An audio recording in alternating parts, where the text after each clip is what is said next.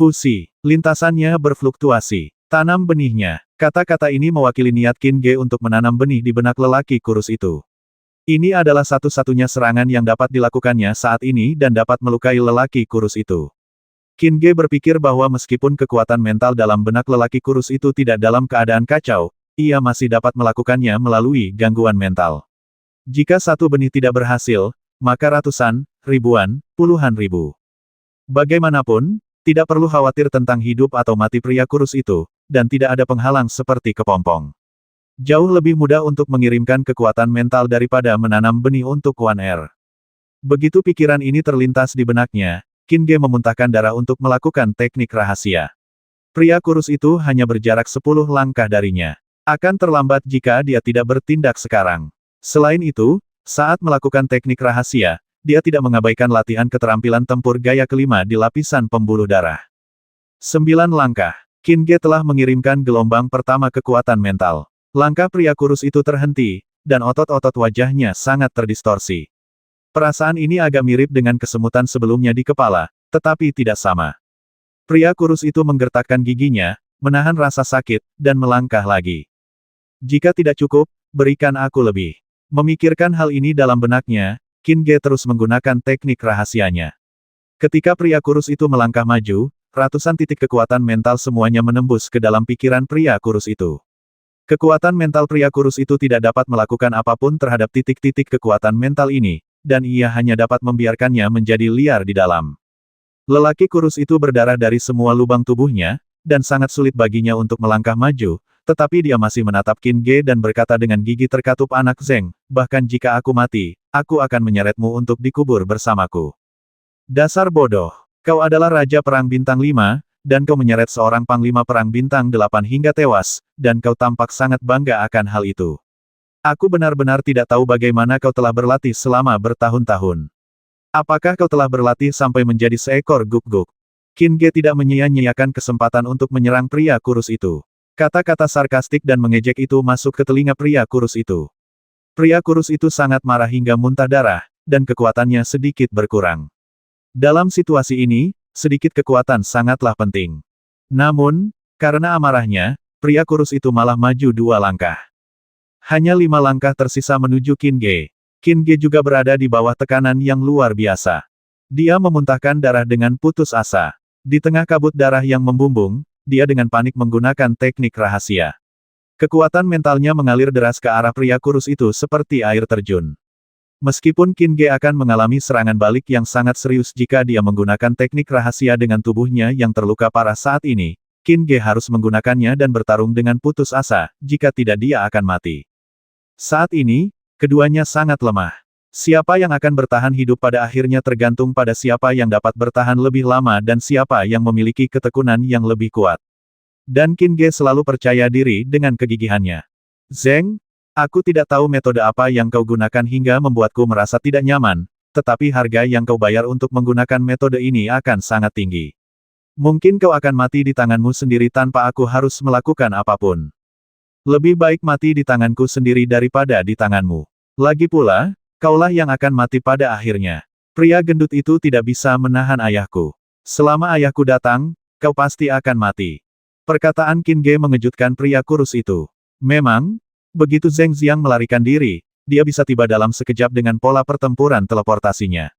Qin Ge memanfaatkan kesempatan ini untuk menyuntikkan sejumlah besar kekuatan mental ke dalamnya, yang membuat kepala pria kurus itu membengkak seolah-olah akan meledak. Pria kurus itu tidak punya pilihan selain berteriak, aku akan melawanmu sampai mati. Sambil berteriak, pria kurus itu mengerahkan Giant Force Pattern Field yang hanya bisa menutupi tubuhnya, dan melangkah 3 langkah berturut-turut. Qin Ge tidak bisa bergerak dan menjadi semakin cemas. Pada saat ini, keterampilan tempur kelima dari lapisan pembuluh darah telah disempurnakan. Pria kurus, yang hanya berjarak 2 langkah dari Qin Ge, menyemburkan darah dari lukanya seperti air mancur dan dengan cepat disempurnakan oleh Qin Ge.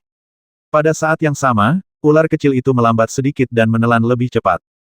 Pria kurus itu terkejut. Meskipun dia juga terkejut dengan cara Qin Ge sebelumnya, dia lebih marah. Pria kurus itu tidak pernah menganggap serius Qin Ge dan berpikir bahwa selama dia bisa berada di depan Qin Ge, dia akan dapat menjatuhkan Qin Ge dengan mudah. Tetapi pada saat ini, pria kurus itu merasakan ketakutan di dalam hatinya. Apa yang telah kau lakukan padaku?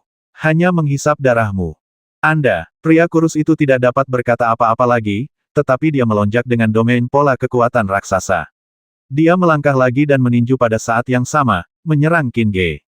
Pola pertempuran di tubuhnya terus mengambang, seperti ketika Zhou Chen meledakkan dirinya sendiri. Ketika Qin Ge melihat ini, semua emosi di hatinya lenyap dalam sekejap, hanya menyisakan ketenangan, seperti sumur kuno tanpa riak apapun. Dia berbicara dan berkata dengan dingin lintasan fluktuasi. Seketika, ribuan dan ribuan titik kekuatan mental yang melonjak dalam pikiran lelaki kurus itu mulai berfluktuasi, dan kekuatan mental lelaki kurus itu langsung ditelan oleh kekuatan mental Qin Ge, bagaikan seekor paus yang meminum air sungai, dan air sungai itu habis dalam sekali teguk. Kemudian, kekuatan mental tersebut berkumpul bersama, bukan untuk membentuk benih seperti One Air, melainkan sesuatu seperti kristal, yang mengambang di tengah pikiran pria kurus itu. Pada saat yang sama, tinju pria kurus itu tetap di udara, hanya berjarak 2 kaki dari Qin Ge. Tidak ada kemajuan lagi. Pria kurus itu tampak seperti orang idiot, berdiri di sana dalam keadaan linglung. Di sana, Zheng Xiang hendak membayar harga yang mahal untuk menyelamatkan Qin Ge, tetapi ketika dia melihat ini, dia berhenti dan terus menonton. Pria gemuk itu masih menyerang dengan panik, mendesak pria kurus itu, "Cepatlah, aku tidak bisa bertahan lebih lama lagi." Pria kurus itu acuh tak acuh. Qin Ge menghela napas lega. Dia tinggal sedikit lagi untuk jatuh ke tangan pria kurus ini.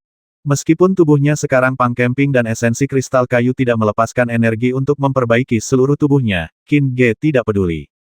Tidak peduli seberapa rusaknya, itu lebih baik daripada ditangkap oleh pria kurus itu. Selain itu, dengan nasi gigi naga di tangan, selama ada cukup waktu, tubuhnya akan dapat pulih. Itu akan menjadi berkah tersembunyi. Setelah ditempa lagi, tubuhnya akan menjadi lebih kuat. Qin Ge memperkirakan bahwa itu mungkin akan sebanding dengan senjata tingkat menengah Xuan. Tidak ada kesalahan dalam puisi, postingan, konten, dan membaca buku pada 6, 9, dan bar. Kau tidak ingin membasmi si gendut ayo. Qin Ge meraung, melampiaskan amarah di dalam hatinya. Sungguh tidak nyaman ketika dia dipukuli dan ditendang oleh pria kurus sebelumnya. Sekarang dia akhirnya menemukan kesempatan untuk melampiaskan amarahnya, dan Qin Ge tentu tidak akan membiarkannya begitu saja. Kau harus membasmi Fatih, apakah Fatih memprovokasimu orang pembawa sial? Fatih duduk di tanah, beraninya kau berdiri, berlututlah untuk Fatih. Qin Ge berbicara dengan santai, tetapi kata-katanya melewati kristal di benak lelaki kurus itu, menciptakan riak-riak, terutama 2 kata berlututlah.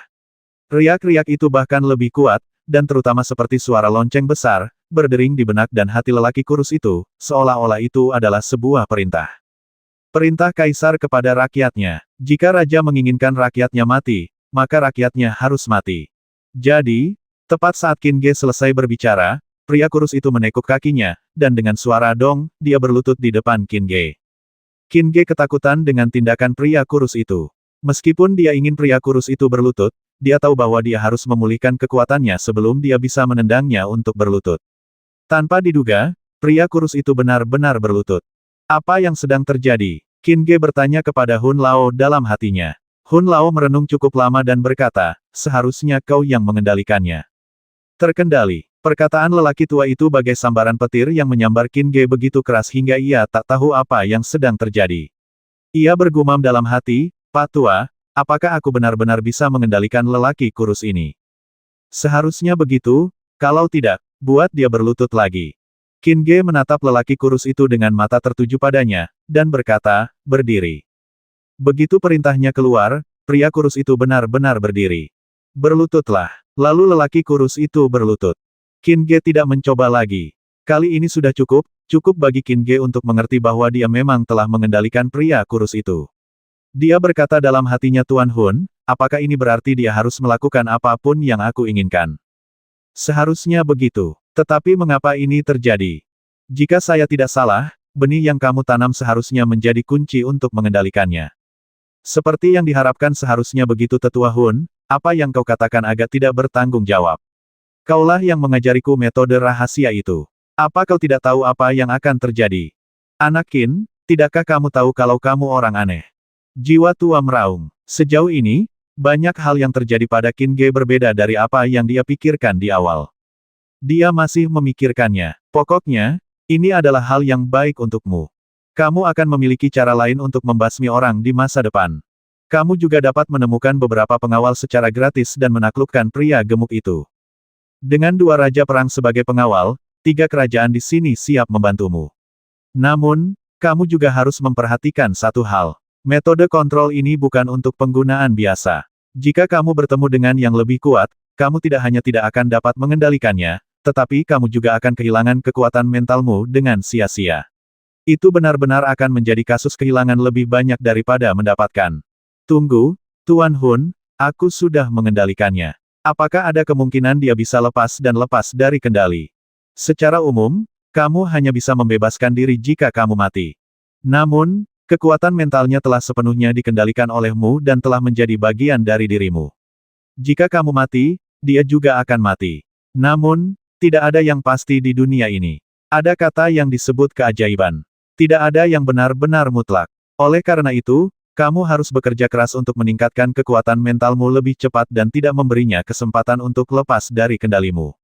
Ada juga rahasia 3 kata yang tidak boleh diabaikan. Itu membutuhkan lebih banyak latihan. Soul Master memanfaatkan setiap kesempatan untuk menindak Qin Ge dan membuatnya berlatih keras. Qin Ge mendengarkannya dan terus bertanya jika aku mengendalikannya, apakah kekuatannya masih akan meningkat, apakah aspek lainnya akan sama seperti sebelumnya.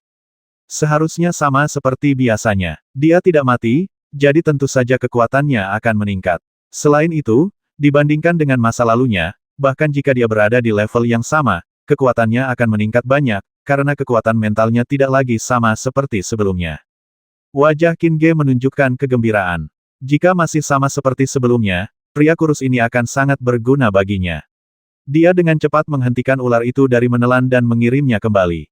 Kemudian, Qin Ge memikirkan sesuatu dan bertanya dengan tergesa-gesa, ngomong-ngomong, Master Hun, saya selalu ingin bertanya, bagi mereka yang telah berkultivasi ke tingkat Raja Perang, kekuatan mental mereka begitu kuat, jadi bukankah mudah bagi mereka untuk berlatih pemanggilan? Bodoh. Tetua jiwa berbicara dengan nada meremehkan, tetapi Qin Ge kebal terhadapnya dan hanya berpura-pura tidak mendengarnya. Tetua jiwa melanjutkan, bagi para pejuang, semakin tinggi tingkat kultivasi mereka, semakin kecil kemungkinan mereka untuk berlatih pemanggilan, tidak peduli seberapa besar kekuatan mental yang mereka miliki. Mengapa? Karena kekuatan spiritual mereka tidak lagi seperti dulu. Kekuatan spiritual mereka sampai batas tertentu berhubungan dengan daging dan darah, dan sulit untuk memisahkannya. Oleh karena itu, mereka tidak dapat dipanggil. Kalau tidak, bukankah akan ada begitu banyak pemanggil di dunia? Mengapa tubuh pemanggil begitu lemah? Selain keterbatasan waktu pelatihan, kualifikasi fisik, ini juga merupakan alasan penting. Jadi begitu, Qin Ge mengerti sesuatu, tetapi tiba-tiba terkejut dan bertanya, bagaimana dengan kakak perempuanku? Situasi adikmu berada di persimpangan keduanya, jadi dia bisa berlatih pada saat yang sama. Namun, ini hanya terjadi saat kekuatannya masih rendah. Saat dia berlatih ke level yang lebih tinggi, dia harus melepaskan satu dan menghususkan diri pada satu, baik pemanggilan atau prajurit. Kurasa dia lebih baik berlatih pemanggilan daripada prajurit, terutama setelah cedera serius ini. Jika kau bisa menyelamatkannya, dia akan mengalami lompatan kualitatif. Bagaimana denganku? Haruskah aku menyerahkan satu juga? Tak perlu. Mengapa? Kamu aneh. Hun Lao melontarkan 4 kata, dan Qin Ge benar-benar terdiam. Namun, dia tetap sangat senang mendengar bahwa dia bisa melatih keduanya. Hun Lao berkata dalam hati, aku telah melalui kesulitan yang tak terhitung untuk menciptakan 18 keterampilan bertarung untuk ini. Qin Ge melihat ekspresi hormat pria kurus itu dan teringat adegan arogan pria kurus itu sebelumnya. Itu masih sedikit tidak nyata. Dia berkata dengan ringan, ketika kamu mencoba membasmiku sebelumnya, kamu tidak mengharapkan akhir seperti ini. Benih. Tepat saat dia membaca ini, tubuh Qin Ge bergetar hebat. Hun tua, aku juga menanam benih di One Air. Mungkinkah One Air juga dikendalikan olehku? Tidak, situasinya berbeda. Namun, hubungan kalian berdua seperti belalang yang terikat tali. Jika kalian mati, dia tidak akan hidup lama. Sebaliknya, jika dia mati, kerugian kalian akan lebih besar. Baguslah kalau tidak terkendali. Aku akan berusaha sekuat tenaga untuk tetap hidup. Qin Ge berkata dengan rasa terima kasih, tetapi dia tidak santai. Dia berusaha keras untuk memurnikan nasi gigi naga. Dia masih tidak mengerti apa yang dipikirkan Zheng Xiang. Di sana, si gendut benar-benar tidak bisa bertahan lebih lama lagi. Bahkan dengan weak injury mark field yang melindunginya, dia masih dipenuhi luka. Sebagian besar luka ini disebabkan oleh usahanya sendiri yang berlebihan. Tidak ada kesalahan dalam puisi, postingan, konten, dan membaca buku pada 6, 9, dan bar. Baiklah, kau belum menangkapnya, aku tidak bisa melakukannya lagi. Jangan terlalu berharap, lihat apa yang dia lakukan. Zheng Xiang berkata dengan dingin. Pria gemuk itu berbalik dan melihat pria kurus itu berlutut di depan Qin Ge. Pria gemuk itu berteriak, dan kemudian tubuh gemuknya jatuh ke belakang. Dia mampu bertarung begitu keras tadi, semua mengandalkan napas terakhirnya dan keyakinan untuk bertahan hidup. Ketika dia melihat penampilan pria kurus itu, dia tahu itu tidak mungkin. Begitu napasnya hilang, pria gemuk itu tidak bisa lagi berdiri, dan medan perang yang lemah dan terluka benar-benar menghilang. Bagaimana bisa? Pria gemuk itu bergumam pada dirinya sendiri, dan Zheng Xiang mengerutkan kening, karena dia tidak tahu metode apa yang digunakan Qin Ge. Selain itu, Qin Ge hanya meminta pria kurus itu untuk berdiri dan berlutut. Zheng Xiang melihatnya dengan jelas, dan dia bahkan lebih bingung. Zheng Xiang menyingkirkan domain tanda teleportasi dan sekarang dia berurusan dengan pria gemuk itu dengan mudah. Tepat saat dia hendak membasmi pria gemuk itu dengan pisau, Qin Ge berteriak di sana, ayah, ampuni nyawanya. Kebaikan, dia masih berguna bagiku, bantu aku membawanya ke sini.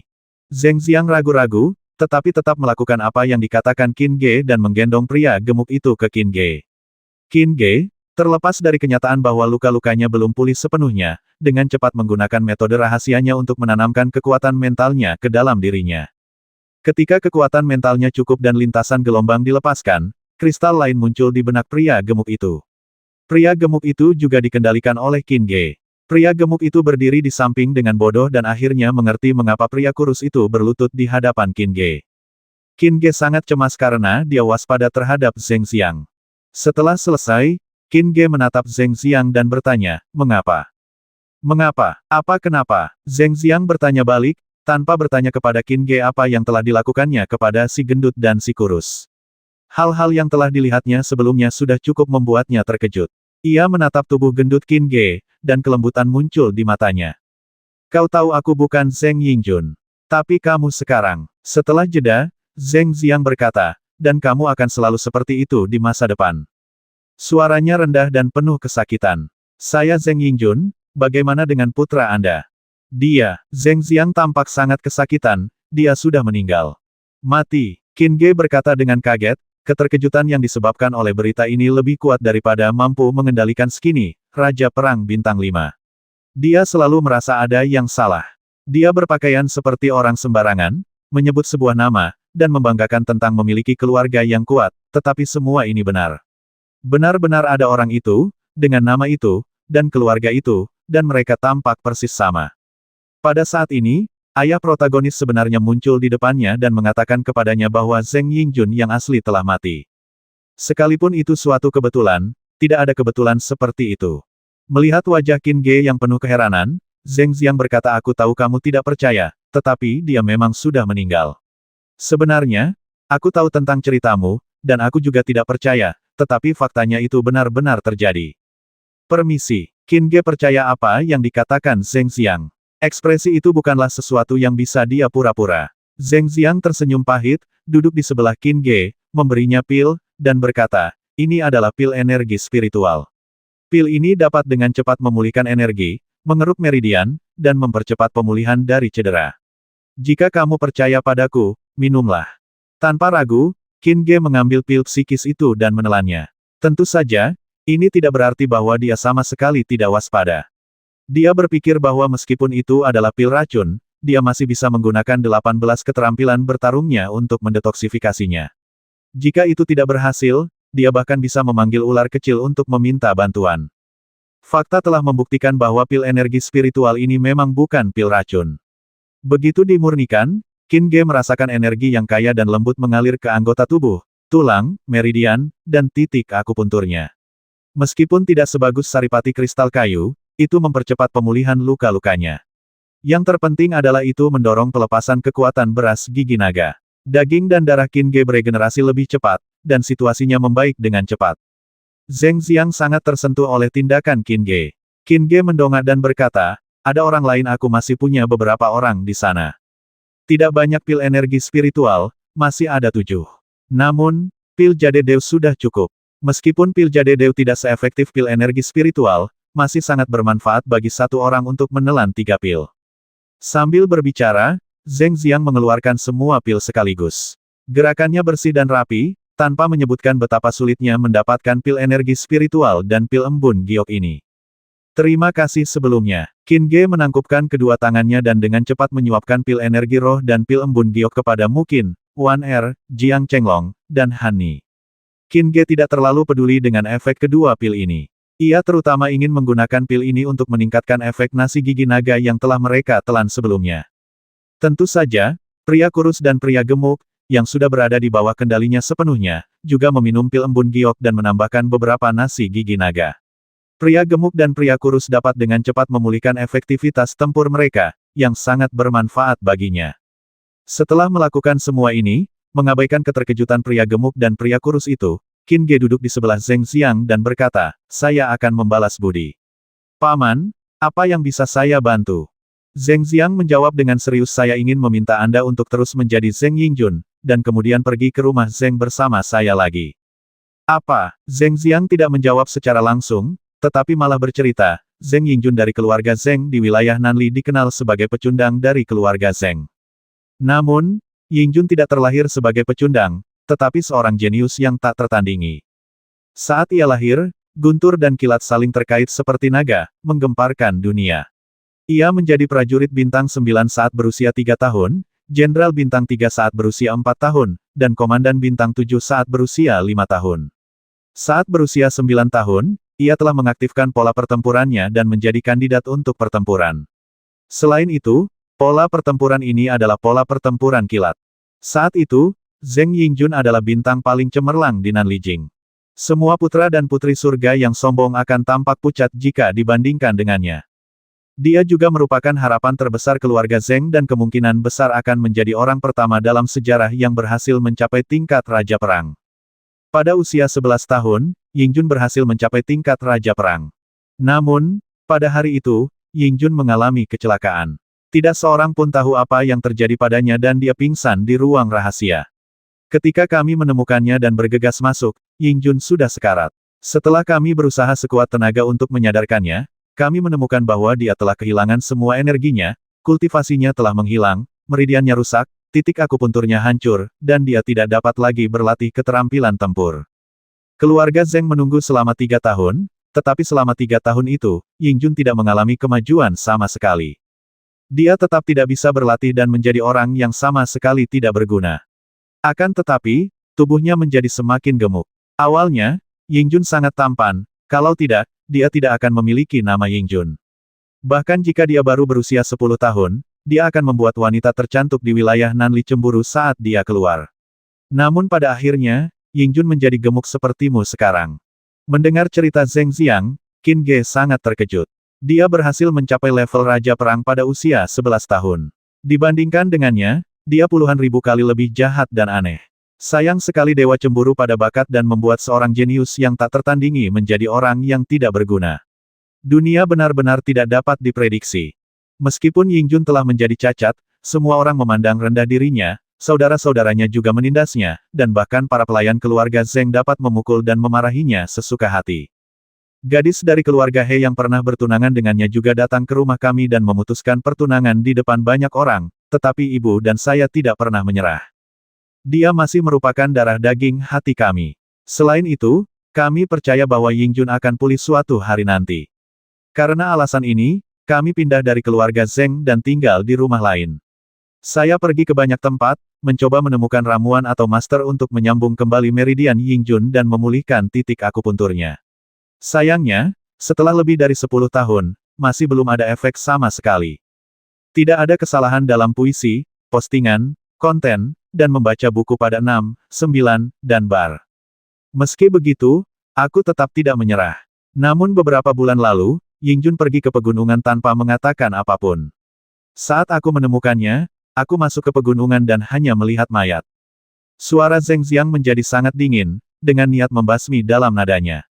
Qin Ge juga tertarik ke dalam cerita ini, dan tanpa sadar, energi pembasmi melonjak di titik akupuntur Tiansu-nya. Qin Ge adalah seorang yatim piatu, dan yang paling ia irikan bukanlah seberapa kuatnya orang lain, tetapi bahwa orang lain memiliki ayah dan ibu serta keluarga yang bersatu kembali. Namun, ia masih belum tahu siapa orang tuanya atau di mana mereka berada. Ketika ia mendengar tentang cinta Zheng Xiang dan istrinya kepada Zheng Yingjun, ia merasa iri dan sangat tersentuh.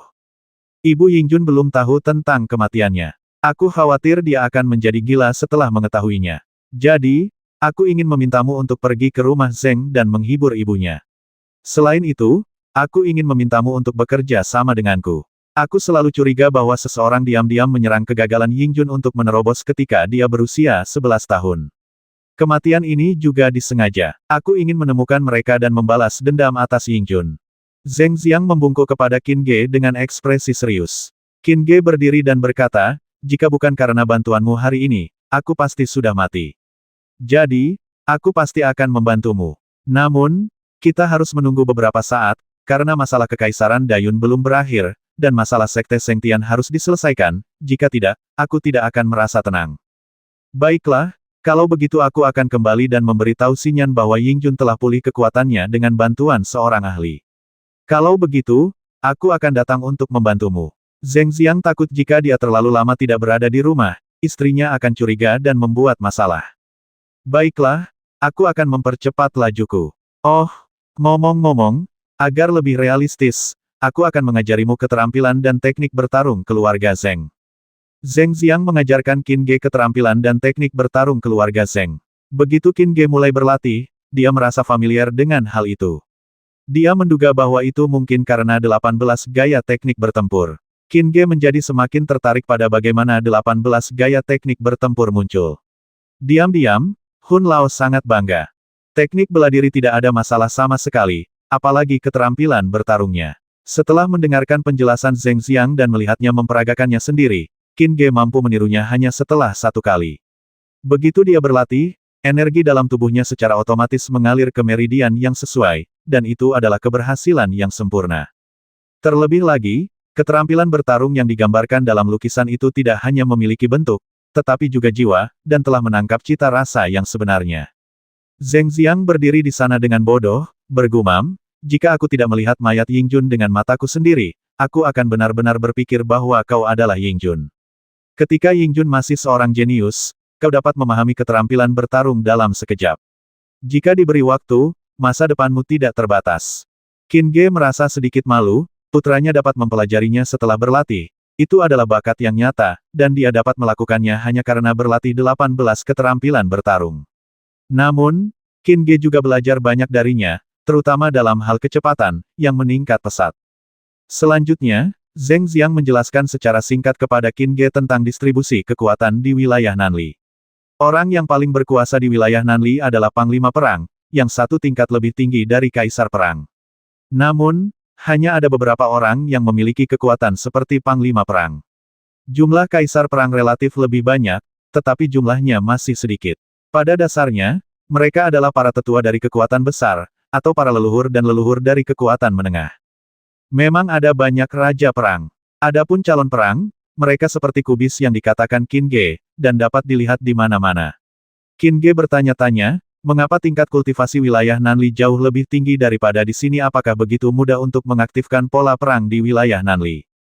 Zheng Xiang menjawab, mungkin karena keterampilan dan teknik bertarungnya. Di Kekaisaran Dayun, bahkan keterampilan tingkat kaisar pun langka, dan keterampilan tingkat orang suci sulit ditemukan sekali dalam 1000 tahun.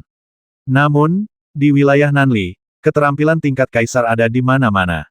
Dengan keterampilan yang tinggi, tentu saja lebih mudah untuk mengaktifkan pola pertarungan. Seiring berjalannya waktu, level umum wilayah Nanli telah meningkat. Keraguan Qin Ge sebagian besar teratasi setelah mendengar ini. Zheng Xiang kemudian berbicara tentang situasi Sekte Sengtian dan beberapa keluarga lainnya, dan juga berbicara tentang pola pertempuran darah keluarga Zheng, yang sebagian besar terdiri dari dua jenis, satu adalah tipe teleportasi, dan yang lainnya adalah tipe membatu. Pola pertempuran yang membatu dapat membuat tubuh menjadi membatu dan meningkatkan daya tahan secara signifikan. Semakin tinggi tingkat kultivasi, semakin kuat pula daya tahannya. Ketika mencapai tingkat tertentu, bahkan senjata tingkat Suan pun hampir tidak dapat melukainya. Selain itu, area pola membatu juga dapat membuat lawan menjadi batu. Jika lawan lemah, setelah membatu, itu tidak akan meningkatkan resistensi, tetapi akan terjadi stagnasi darah, penyumbatan meridian, stasis titik akupuntur, dan kemudian akan menjadi patung, bergantung pada belas kasihan orang lain. Setelah mendengar tentang kekuatan serangan Petrified Pattern Domain, mata Qin Ge berbinar dan dia berharap bisa segera mengaktifkan pola pertempurannya. Namun, energi pertempuran di tubuhnya telah mencapai lebih dari 240. Qin Ge merasa bahwa dia akan menerobos ke marsekal pertempuran bintang 9, tetapi masih belum ada tanda-tanda bisa mengaktifkan pola pertempuran. Jalan masih panjang. Qin Ge mendesah dalam hatinya. Zheng Xiang mengingatkan Qin Ge untuk menjaga dirinya sendiri dan tidak bertindak gegabah. Dia akan kembali ke rumah Zheng dan segera datang untuk membantunya. Kemudian, setelah semuanya selesai di sini, Qin Ge dan Zheng Xiang akan kembali ke rumah Zheng. Setelah itu, Zheng Xiang segera pergi. Sementara Qin Ge menunggu mungkin, Wan Er dan yang lainnya pulih, dia memusatkan perhatiannya pada si gendut dan si kurus. Si gendut dan si kurus tidak menjadi seperti boneka dengan 18 mekanisme karena kendali Qin Ge. Si gendut dan si kurus masih memiliki pemikiran independen mereka sendiri, tetapi begitu Qin Ge memberi perintah, mereka tidak dapat menentangnya. Ceritakan padaku, Mutiara Qiankun, Sekte Sengtian, apapun yang kalian ketahui, ceritakan padaku. Qin Ge berkata dengan tenang, dan si gendut dan pria lainnya ingin melawan secara refleks, tetapi begitu pikiran itu muncul di benak mereka, mereka merasa tidak bisa bernapas. Tekanan kematian yang kuat memenuhi setiap sudut tubuh mereka, dan riak-riak memancar dari pikiran mereka seperti kristal. Mereka tidak bisa menahan diri untuk tidak berbicara. Si gendut dan pria lainnya melihat bahwa mereka tidak bisa melawan, dan di bawah tekanan kematian, mereka melepaskan gagasan untuk melawan dan kembali normal. Keduanya terkejut dengan reaksi seperti itu. Meskipun mereka tahu dari percakapan antara Zheng Xiang dan Qin Ge bahwa Zheng Yingjun di depan mereka memang palsu, mereka tidak berdaya dan tidak punya pilihan lain selain mematuhi perintah Qin Ge. Mereka juga menyadari dengan jelas bahwa bahkan jika mereka mempertaruhkan nyawa mereka untuk memberi tahu rahasia Zheng Yingjun, mereka tidak dapat melakukannya. Sangat mungkin mereka akan mati begitu mereka memikirkannya dan membuka mulut mereka. Menyadari hal ini, kedua pria gemuk itu, yang tidak berdaya untuk mengubah situasi, mengubah sikap mereka terhadap Qin Ge menjadi sikap hormat. Mereka menceritakan semua yang mereka ketahui kepada Qin Ge. Mereka tidak punya pilihan selain mengikuti Qin Ge sampai akhir. Meskipun seorang Raja Perang Bintang 5 yang bermartabat tunduk kepada seorang Panglima Perang, pria gemuk dan dua orang lainnya berusaha sekuat tenaga untuk menghibur diri mereka sendiri dalam hati mereka, ini sama sekali bukan kehilangan muka. Kalian harus tahu bahwa tuan ini memiliki potensi yang besar. Dia adalah pemanggil 3 jenis binatang buas, senjata sihir, dan tanaman. Tubuh fisiknya juga sangat kuat. Keterampilan es dan api di tubuhnya juga sangat kuat. Meskipun levelnya rendah, kekuatannya tidak lemah. Selain itu, dia memiliki pemanggil unsur dan orang-orang seperti Jiuyin Ice di sekitarnya. Orang-orang ini akan sangat menakutkan ketika mereka dewasa. Yang terpenting adalah ramuan yang diberikan oleh Tuan sebelumnya bahkan lebih kuat. Aku merasa seperti akan segera menerobos. Setelah memikirkannya dengan cara ini, mereka berdua menjadi jauh lebih berpikiran jernih. Qin Ge sedang merenungkan apa yang mereka berdua katakan. Ketika pria gemuk itu menyebutkan Mutiara Qiankun, telinga Qin Ge menjadi lebih waspada. Langkah pertama yang diminta Hun Tua adalah mendapatkan Mutiara Qiankun. Sejauh pengetahuan Fatih dan yang lainnya, Mutiara Qiankun bukanlah senjata, tetapi jenis keberadaan lain yang tidak mereka ketahui. Namun, Mutiara Qiankun memiliki efek menyehatkan tubuh, memperkuat daging dan darah, Mendengar ini, Qin Ge sedikit kecewa, karena nasi gigi naga miliknya dapat mencapai efek seperti itu. Dia terus mendengarkan, dan menemukan bahwa Mutiara Qiankun juga memiliki kekuatan serangan yang kuat. Bahkan seorang panglima perang, yang memegang Mutiara Qiankun, dapat dengan mudah menghancurkan domain pola Raja Perang. Dan jika jatuh ke tangan Raja Perang, domain pola yang ditampilkan oleh Kaisar Perang akan sangat melemah. Jika Kaisar Perang memegang Mutiara Qiankun, dia dapat melawan Panglima Perang. Adapun apa yang akan terjadi jika Panglima Perang mendapatkannya, mereka tidak tahu. Begitu kuatnya, Mutiara Qiankun ini hanyalah senjata pembasmi yang dapat membasmi orang-orang dengan tingkatan lebih tinggi. Tidak ada kesalahan dalam puisi, postingan, konten, dan membaca buku pada 6, 9, dan bar. Qin Ge sangat tertarik. Meskipun dia hanya bisa menahan Kaisar Perang, orang yang paling perlu dia hadapi saat ini adalah Raja Perang. Jika dia bisa mendapatkan Mutiara Qiankun, akan mudah baginya untuk membasmi Raja Perang. Pria gemuk itu menambahkan selain fungsi-fungsi ini, Mutiara Qiankun memiliki efek lain yang paling luar biasa. Mutiara ini dapat membantu seorang jenderal perang bintang 9 yang tidak memiliki pola perang untuk mengaktifkan pola perang. Jika pola perang telah diaktifkan, Mutiara Qiankun dapat membantu orang ini membentuk pola perang kedua. Aktifkan pola pertempuran. Pola pertempuran kedua. Qin Ge sangat gembira dan tiba-tiba berdiri. Sekarang dia akhirnya mengerti mengapa Master Hun memintanya untuk menemukan Mutiara Qiankun. Mutiara Qiankun ini dibuat khusus untuknya. Hampir segera setelah dia tahu bahwa Mutiara Qiankun memiliki efek luar biasa dalam mengaktifkan pola pertempuran, Qin Ge memutuskan bahwa dia harus mendapatkan Mutiara Qiankun dengan cara apapun. Pada saat yang sama, dia juga tahu bahwa mengaktifkan pola pertempuran kedua akan sangat menggoda bagi orang lain, yang berarti bahwa mendapatkan Mutiara Qiankun akan menjadi tugas yang sangat sulit dan berbahaya. Qin Ge menatap keduanya dan bertanya, bagaimana kalian tahu bahwa Mutiara Qiankun ada di Kekaisaran Dayun? Kami juga tidak tahu tentang ini. Ini perintah dari atas. Karena kamu memiliki kaisar perang di Sekte Sengtian, mengapa semua orang di sini berada di tingkat Raja Perang? Karena jika seorang kaisar perang meninggalkan Nanlijing, dia akan menarik perhatian pasukan lain. Jika pasukan lain tahu bahwa Mutiara Qiankun berada di Kekaisaran Dayun, itu akan menyebabkan pertikaian besar, yang akan menjadi buruk. Tetapi jika seorang raja perang keluar, tidak akan ada kekhawatiran seperti itu. Selain itu, Kekaisaran Dayun terletak di daerah terpencil dan tingkat kultivasinya tidak tinggi. Seorang raja perang sudah cukup. Jadi begitu, Qin Ge masih tidak tenang, karena sekarang lebih penting baginya untuk merahasiakan berita itu. Jika tidak, jika kaisar perang atau bahkan panglima perang datang, dia tidak akan punya harapan sama sekali. Sambil memikirkannya, si pria gemuk itu berkata lagi, Tuan, jika Anda ingin mendapatkan Mutiara Qiankun, ada faktor lain yang sangat penting, yaitu menaklukkan Mutiara Qiankun, jika tidak, Anda tidak dapat menggunakannya. Seragam, ya, Tuan, tidaklah cukup hanya mendapatkannya, tetapi Anda harus menaklukkannya. Ya, Tuan, karena Mutiara Qiankun berbeda dari senjata, maka Mutiara Qiankun dapat langsung digunakan. Qin Ge mengerutkan kening. Ini masalah besar. Bagaimana cara menaklukkan mereka setelah membacanya beberapa kali? Qin Ge tetap tidak dapat menemukan apapun. Dia mengesampingkannya dan berpikir, sekarang aku bahkan tidak tahu di mana Mutiara Qiankun berada. Apa gunanya mengkhawatirkan begitu banyak hal, yang terpenting sekarang adalah bagaimana menghadapi Datang dan Daxia.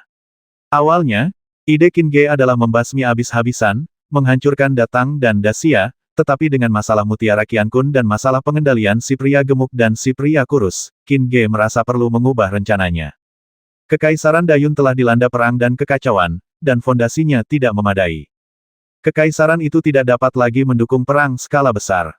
Sangat penting untuk memulihkan diri sehingga dapat mengumpulkan kekuatan dan memperkuat kekuatan nasionalnya. Ketika saatnya tiba, menghancurkan Datang dan Daxia akan menjadi hal yang mudah. Namun, Datang dan Daxia harus dihukum, dan mereka harus dibiarkan menyebabkan kekacauan. Jika tidak, jika kedua kekaisaran menyerang Kekaisaran Dayun pada saat yang sama, Kekaisaran Dayun tidak akan mampu menahannya. Selain itu, ada juga suku Sewo. Berpikir tentang suku Sewo, Qin Ge berharap dia bisa memimpin pasukannya ke Pulau Sewo segera dan memusnahkan suku Sewo sepenuhnya, tetapi dia mengendalikan dorongan ini. Di satu sisi, ada perbedaan antara laut dan daratan. Di sisi lain, ada banyak situasi tentang suku Sewo yang belum dia pahami. Jika dia bergegas dengan gegabah, dia akan kehilangan terlalu banyak kekuatan dan membiarkan suku Sewo mendapatkan keuntungan. Itu akan sangat tidak sepadan. Suatu hari nanti, aku sendiri yang akan pergi ke sarang Jepang dan membasmi mereka. Qin Ge mengalihkan pikirannya kembali dan setelah berpikir sejenak, dia bertanya kepada pria gemuk dan pria lainnya, berapa banyak orang yang dikirim Sekte Langit Suci ke Kekaisaran Xia Besar dan Kekaisaran Tang Besar, seberapa kuat mereka? Untuk mencegah berita bocor, Sekte Surga Suci tidak mengirim banyak orang. Daxia dan Datang masing-masing memiliki 2 orang.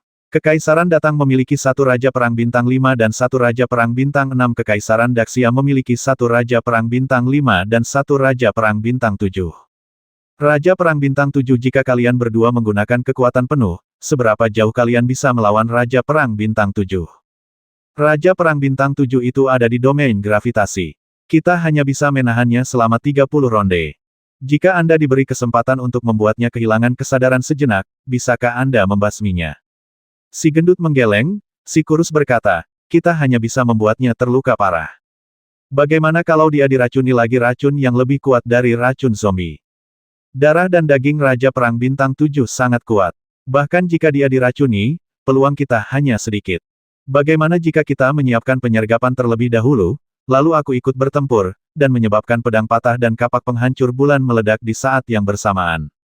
Jika kita benar-benar dapat membiarkan kekuatan ledakan Breaking Blade dan Moon Axe mengenainya, maka kita memiliki peluang 80% untuk membasminya.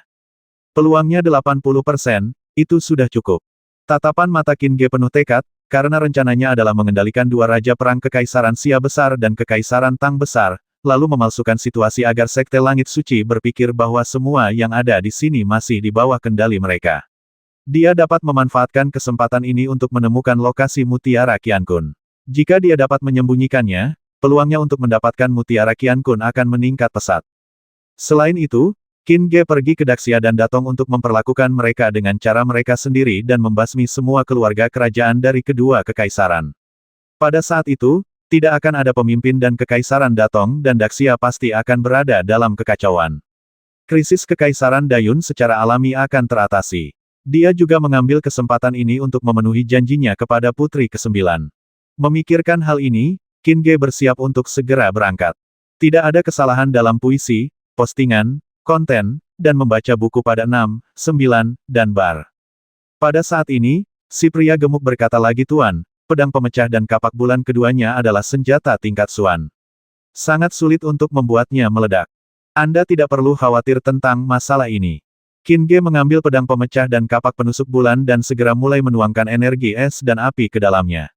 Dia tahu bahwa senjata tingkat Xuan sangat keras dan membutuhkan sejumlah besar energi untuk membuatnya meledak, jadi tidak ada waktu untuk disia-siakan. Sambil memasukkan obat, dia memberitahu rencananya kepada si gendut, dan mereka berdua tentu saja menerima perintah itu dengan senang hati. Melihat mereka bersikap baik, Qin Ge memberi mereka nasi gigi naga. Semakin kuat mereka, semakin besar kemungkinan menghentikan Raja Perang Bintang 7. Waktu berlalu bagaikan anak panah. Mungkin, One Air, dan Dark Dragon Rider semuanya telah pulih sepenuhnya. Setelah pertempuran ini, semua orang telah memperoleh banyak hal. Meskipun mungkin masih seorang Panglima Perang Bintang 9, Nine Yin Eyes yang ia tunjukkan telah memiliki sedikit pola perang. Pria gemuk dan dua orang lainnya sangat terkejut melihatnya, dan berpikir dalam hati, dengan akumulasi yang begitu kuat, jika pola perang diaktifkan suatu hari dan mereka menjadi kandidat perang, mereka akan menjadi raja perang dalam waktu yang sangat singkat. One Air bahkan melompat ke level yang lebih tinggi dan menjadi Crescent Moon Summoner. Alasan mengapa dia tumbuh begitu cepat adalah karena benih itu. Pada saat ini, benih itu tumbuh dan bercabang lagi, dan One Air juga merasa bahwa sekarang dia bisa memanggil jurus pembasmi seperti elemen binding lebih dari 10 kali, dan itu lebih kuat dan bisa langsung mengikat seorang prajurit bintang 8 sampai mati. Selain itu, teknik pemanggilan yang lebih kuat dari elemen binding muncul dari ingatan One Air. Melihat hal ini secara diam-diam, Tetua Hun juga memujinya. Warisan keluarga Dongfang memang tidak sederhana. Namun, yang paling hebat adalah metode yang kubuat. Jika benih itu bisa tumbuh beberapa kali lagi, aku khawatir itu bisa dibandingkan dengan patriark keluarga Dongfang. Tapi apa yang terjadi dengan keluarga Dongfang mengapa garis keturunan mereka berakhir di sini? Tidak ada yang tahu apa yang sedang dipikirkannya. Hanya ada satu orang berpakaian hijau di Kekaisaran Dayun yang terus mencari dan bergegas menuju tempat Qin Ge dan yang lainnya berada. Dia juga merasakan getaran hebat di sini dan ingin melihat apa yang sedang terjadi. 106 penunggang naga hitam itu juga tidak sederhana, masing-masing dari mereka adalah Panglima Perang Bintang 9, satu-satunya hal yang hilang adalah mengaktifkan pola pertempuran. Rencana Qin Ge membutuhkan sesedikit mungkin orang agar kecil kemungkinannya terbongkar. Oleh karena itu, dia tidak berencana membawa Mukin, One Air, dan Dark Dragon Riders bersamanya. Qin Ge memberitahu Mukin tentang rencananya, dan Mukin pun mengerti. Dia tahu bahwa dalam pertempuran tingkat itu, dia tidak dapat membantu Qin Ge dengan pergi, tetapi hanya akan menimbulkan masalah. Selain itu, dia juga harus mencari kesempatan untuk mengaktifkan pola pertempuran, jadi Mukin bersiap untuk pergi sendiri. Awalnya, Qin Ge ingin Mukin tinggal bersama mereka bersama Dark Dragon Rider atau Ying Jun, tetapi ketika dia mendengar bahwa Mukin akan mencari kesempatan, dia pun membiarkannya. Dia hanya mengatakan kepadanya untuk berhati-hati dan tidak pergi mencari Bodhisattva Men sendirian, dan menunggunya kembali. Baiklah, Aku akan menunggumu. Sayang, biarkan aku memelukmu. Mukin tersenyum tipis, Qin Ge memeluk Mukin erat-erat, dan ke-10 jari Mukin juga saling berpelukan erat. 3 menit kemudian, keduanya berpisah. Qin Ge mengeluarkan nasi gigi naga secukupnya dan memberikannya kepada Mukin. Mukin pergi dengan anggun, berkata dalam hatinya lain kali, aku tidak akan menjadi beban bagimu lagi. Aku akan berjuang berdampingan denganmu dan menghadapinya bersama-sama. Menuju utara, karena Mukin merasa kesempatannya ada di utara. Wan Er berkata, saudaraku, bagaimana denganku aku kuat sekarang dan dapat membantumu. Wan Er, tunggulah adikmu di rumah. Kakakmu akan segera kembali setelah berjalan-jalan. Oh, kalau begitu kemana aku harus pergi? Qin Ge memanggil lebih dari 160 penunggang naga hitam dan meminta mereka untuk mengawal Wan Er ke Zheng Wei. Kemudian, ia meninggalkan 60 penunggang naga hitam dalam keadaan siaga, dan membagi penunggang naga hitam yang tersisa menjadi 5 kelompok untuk merekrut prajurit dan melatih mereka. Saat ini, Qin Ge sudah menganggap Dark Dragon Riders sebagai tangan kanannya, jadi dia mendapatkan seperangkat keterampilan dari Old Soul yang sangat cocok untuk dilatih oleh Dark Dragon Riders dan tidak akan bertentangan dengan energi pertempuran yang telah mereka latih sebelumnya. Dia juga memberi mereka 3 bola putih nasi gigi naga dan menyuruh mereka untuk menelannya bila perlu dan tidak pernah memberi tahu orang lain. Jika mereka berada di ambang kematian, mereka harus menghancurkan nasi gigi naga terlebih dahulu. Tentu saja, Wan Er juga mendapat banyak beras gigi naga untuk membela diri. Selanjutnya, Qin Ge dan yang lainnya menemukan harta karun yang disembunyikan oleh keluarga Li dan mengambil semuanya sebagai biaya perekrutan prajurit untuk kavaleri naga hitam. Qin Ge mengambil beberapa barang berguna darinya dan menaruhnya ke dalam cincin Sumeru, yang berisi 8 peta yang belum lengkap. Qin Ge tidak lagi terkejut dengan hal ini. Ia merasa bahwa ketika ia masih diburu oleh keluarga Jing dengan perintah hadiah, ia secara tidak sengaja melakukan hal ini untuk membingungkan penglihatan mereka, yang menyebabkan efek ini, menyebabkan banyak pasukan mengumpulkan peta yang tidak lengkap tersebut. Dengan mengingat hal ini, Qin Ge meminta Dark Dragon Reader untuk menyampaikan pesan kepada Yun Xuan, memintanya untuk berusaha keras menemukan pecahan peta tersebut. Qin Ge secara intuitif merasa bahwa ada rahasia besar yang tersembunyi di balik pecahan peta ini. Setelah melakukan semua ini, semua orang berpisah. Wan Er enggan pergi dan berulang kali memberitahu Qin Ge bahwa dia harus datang lebih awal kali ini dan tidak membiarkannya menunggu terlalu lama. Qin Ge tentu saja mengangguk setuju. 106 penunggang naga kegelapan berlari kencang. Qin Ge melirik ke arah pangkalan Li Jiagen yang hancur dan berbalik untuk menyerang kekaisaran datang. Dia berencana untuk menangkap 2 raja perang kekaisaran datang terlebih dahulu, dan kemudian menyerang Daxia. Dengan kekuatan gabungan dari keempat raja perang, akan lebih mudah untuk menghadapi Raja Perang Bintang 7.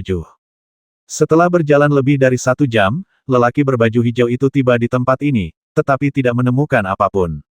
Namun, jejak pertempuran yang tertinggal membuatnya mengerutkan kening. Lelaki berbaju hijau itu tidak tinggal lama, dan segera pergi mencari tempat lain.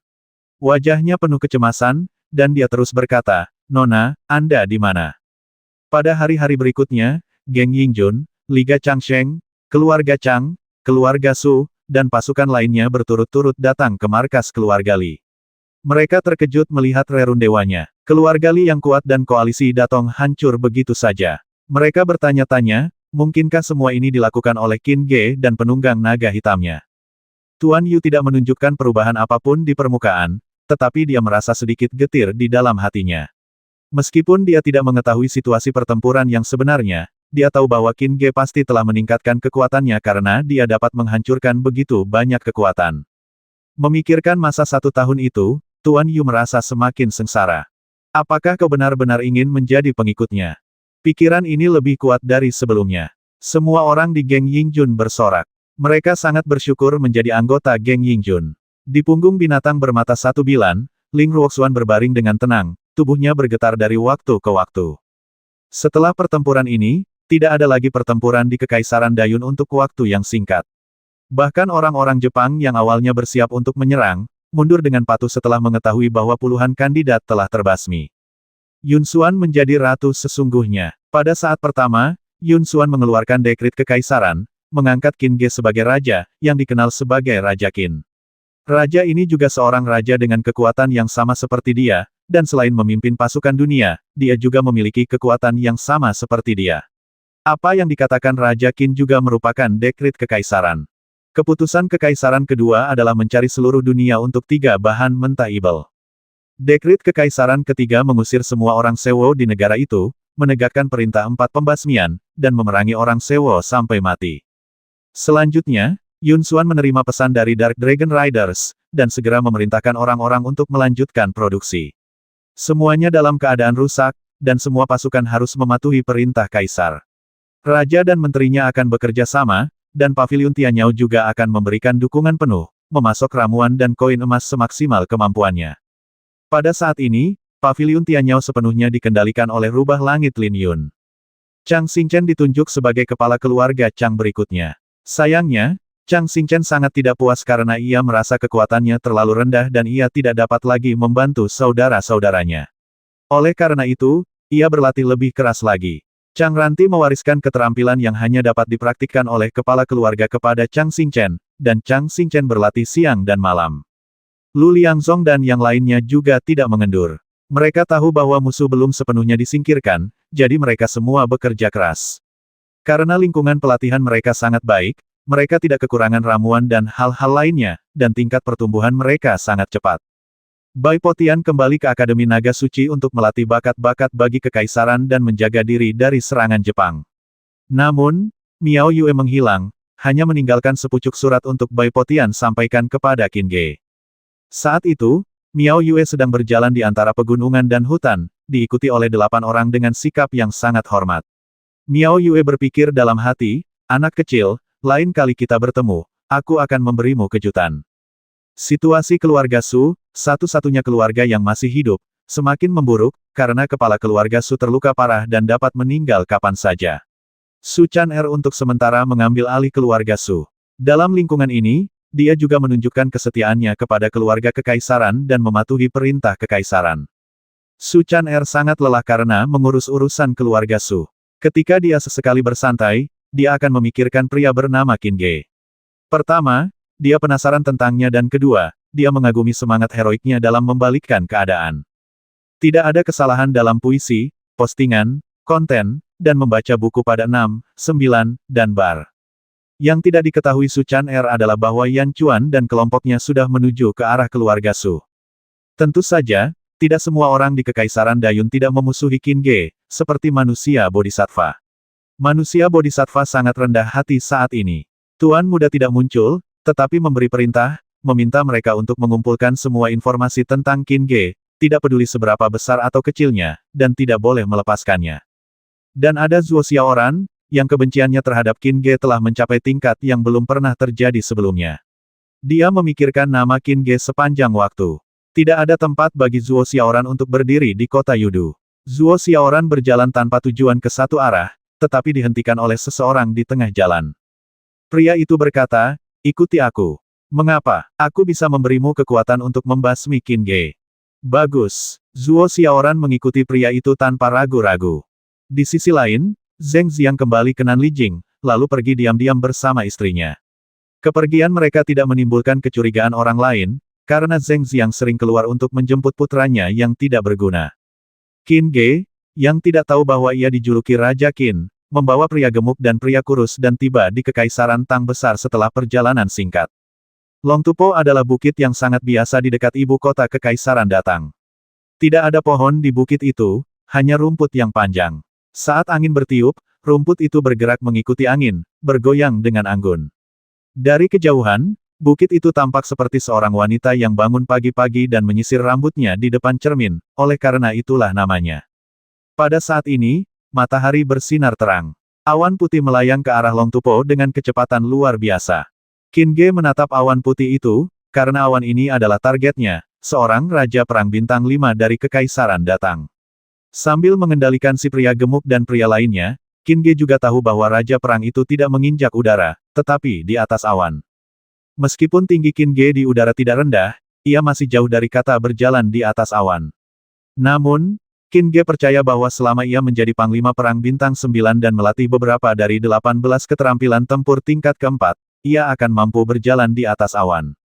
Saat dia sedang berpikir, seseorang jatuh dari awan putih. Dia berteriak ke udara, "Fatih Qiu, apa yang kau inginkan dariku? Apakah kau butuh bantuanku untuk membasmi orang tak berguna dari keluarga Zheng itu?" Tong Yangping, apakah kamu yang memanggil Fatih Qiu? Pria gemuk itu berteriak, dan saat suaranya terdengar, pola domain pria gemuk dan pria kurus itu terbuka sepenuhnya, menutupi Tong Yangping sepenuhnya, lalu menyerang. Tong Yangping terkejut dan berteriak dengan keras, Fatih Qiu, Sun Monkey, apakah kamu gila, mengapa kamu menyerangku? Bodoh amat John denganmu. Sun Houzi meninju Tong Yangping, menyebabkannya memuntahkan darah. Pria gemuk itu menyerangnya lagi, dan setelah dipukul 2 kali berturut-turut, Tong Yangping berteriak kaget, kalian berdua serius? Omong kosong. Apakah kau ingin mengkhianati Sekte Surga Suci? Benar sekali. Kau sudah mati. Tidakkah kau tahu betapa kuatnya orang dewasa mengkhianati Sekte Surga Suci pasti akan membawa kematian? Tidakkah kau menyadarinya, teriak Tong Yangping sambil berusaha sekuat tenaga untuk menampilkan domain pola pedang hujan miliknya. Di domain Rain Knife, sinar pisau itu seperti hujan. Semua energi di domain itu dapat diubah menjadi pisau, dan serangan menyeluruh dapat dilancarkan ke musuh di domain itu. Selama masih ada sedikit energi yang tersisa, serangan itu tidak akan berhenti. Yang terpenting adalah pedang ini bukanlah pedang biasa. Kekuatan satu serangan pedang setara dengan kekuatan ledakan senjata tingkat tinggi kekaisaran. Meskipun kekuatan seperti itu tidak terlalu mengancam Raja Perang yang dapat memadatkan perisai Raja Perang, kekuatan ribuan pedang yang menyerang pada saat yang sama tidak boleh diremehkan. Namun, tidak peduli seberapa kuat Rain Knife Pattern Domain, ia ditekan oleh pola domain pria gemuk dan pria kurus. Tong Yangping mengalami kesulitan besar dalam menampilkannya. Setelah akhirnya menampilkan pola domain 1 meter, ia dipukuli pucat oleh serangan yang luar biasa dan terus-menerus dari pria gemuk dan pria lainnya. Tong Yangping sangat terkejut. Dia tidak tahu mengapa si gendut dan 2 orang lainnya melakukan ini. Dia mengancam lagi, si gendut Qiu, kamu hanyalah seorang Raja Perang Bintang 5, sangat biasa di Sekte Surga Suci. Jika kamu berani membasmiku dan orang-orang dewasa mengetahuinya, kamu pasti akan mati tanpa tempat pemakaman. Jangan khawatir, Tong Yangping, aku di sini untuk menyeretmu ke bawah dan mencarikanmu majikan baru. Kalian mencari kematian. Aku, Tong Yangping, setia kepada Sekte Langit Suci sampai mati. Ya, Sun Houzi tersenyum sinis, dan kekuatan yang luar biasa meledak dari tinjunya yang kurus. Dia menyerang dengan lebih ganas, dan pria gemuk itu tidak terkecuali. Mereka berdua telah menerima perintah Qin Ge untuk memukul Tong Yangping dengan keras dan membuatnya sangat lemah. Awalnya, Tong Yangping dan Fatih Qiu berada di level yang sama, jadi 2 lawan 1 adalah keunggulan. Selain itu, Tong Yangping tidak memiliki kesempatan untuk melawan sama sekali, dan kekuatannya terus berkurang. Serangan itu bagaikan badai yang dahsyat, tetapi setelah 10 menit, Tong Yangping kelelahan dan jatuh ke tanah, sekarat. Qin Ge dengan cepat menggunakan metode rahasia untuk menuangkan titik-titik cahaya kekuatan mental yang telah disiapkan ke dalam dirinya. Qin Ge sudah sangat ahli saat ini. Hanya dalam waktu 3 menit, dia sudah bisa mengendalikan Tong Yangping. Ketika Tong Yangping mendengar Qin Ge berteriak berlututlah, dia pun berlutut tanpa sadar. Kengerian di mata Tong Yangping tak terlukiskan. Aku tuanmu. Kau mau hidup atau mati? Aku dari Sekte Surga Suci. Beranikah kau menyerangku? Tong Yangping mengatakan ini secara naluriah. Begitu dia mengatakannya, dia merasa sangat tidak nyaman di sekujur tubuhnya, seolah-olah dia akan mati. Tong Yangping jatuh ke tanah dan berguling-guling karena kesakitan. Fatih Qiu berkata, Tong Yangping, tidak ada gunanya. Kamu tidak bisa dan tidak boleh menolak perintah Tuan. Jika kamu tidak menghormati Tuan, atau ingin membasmi Tuan, kamu akan segera mati. Kata Mong Kiksun, menyerahlah, berhentilah berjuang, tidak ada gunanya, selamat datang untuk bergabung dengan kami. Setelah mendengar apa yang dikatakan Fatih Qiu dan pria lainnya, Tong Yangping segera menyingkirkan pikiran jahat di benaknya. Benar saja, rasa sakitnya pun hilang. Tong Yangping menunjuk ke arah keduanya dan berkata, kalian berdua juga.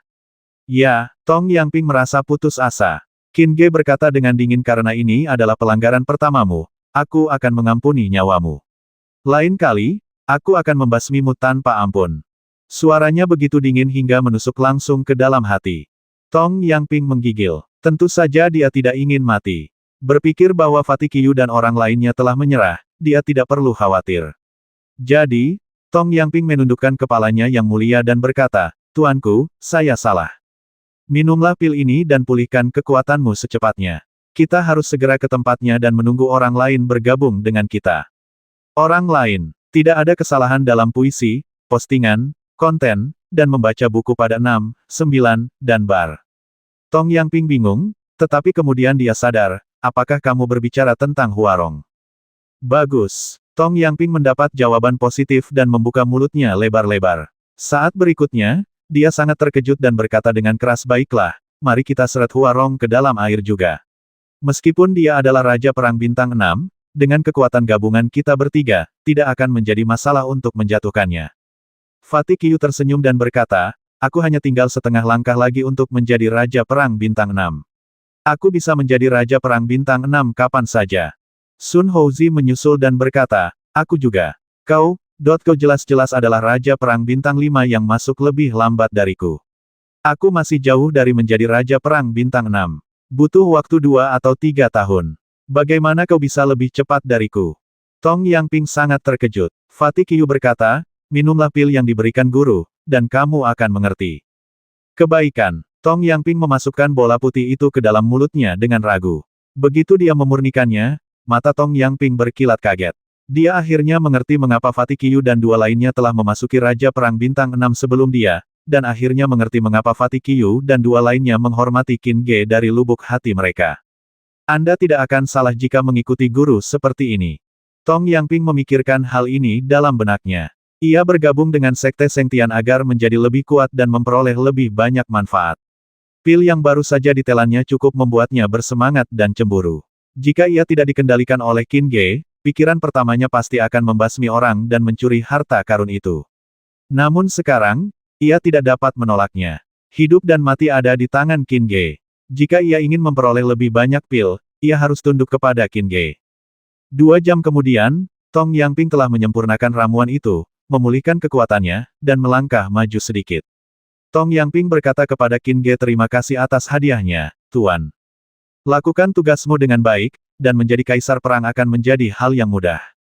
Setelah Qin Ge selesai berbicara, dia berlari ke arah lain.